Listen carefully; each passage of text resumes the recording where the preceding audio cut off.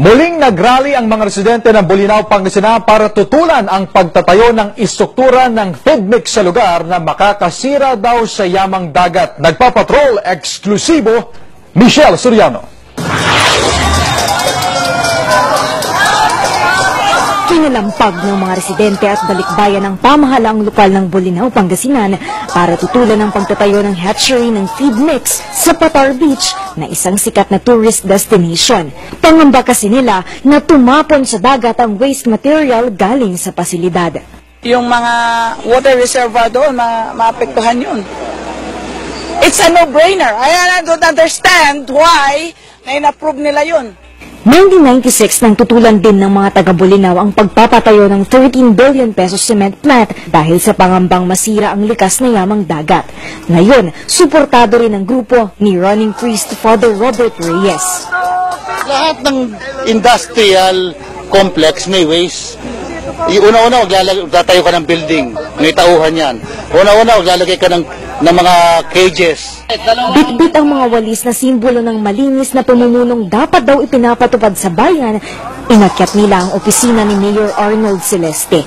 Nainsulto ang alkalde nang idampi ni Father Reyes ang walis sa kanyang ulo. Pag hindi na okay ang politician, hindi ko naabot, ganyan na. Tatamaan ako sa ulo na gano'n. Oo, sabi. Pero realistic nila sa kanya. Realistic dito, ha? Nagkapaliwanagan ng dalawa pero nagkatensyon na nang madawit ang politika. Ano sa'yo? Wala personalan. Kasama niya project.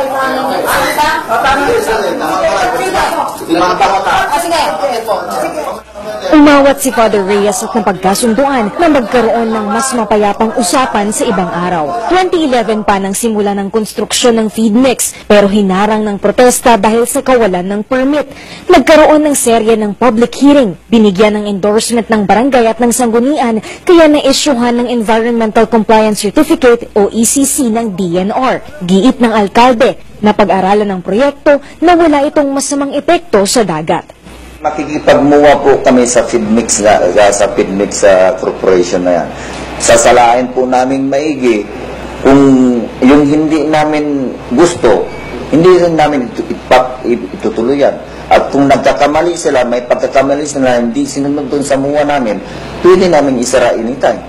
Sagot naman ng consultant ng feed mix, dadaan sa wastewater treatment ang tubig bago nila ibalik sa dagat kaya hindi ito magiging polluted. So, if ever na may ibalik kami na tubig sa dagat, ipil ang quality niya ay halos pareho ng kinukuha namin na tubig sa dagat. Kasi it makes sense dahil kailangan namin malinis ko na tubig. So, hindi kami magtatapon ng automated ng tubig dahil babalikan sa amin. Hindi lang sa mga resort and operators. Sa ngayon, hindi pa umuusad ang konstruksyon. Balak ding baguhin ng feed mix ang disenyo para hindi masira ang view ng beach mula sa Cape Bolinao Lighthouse.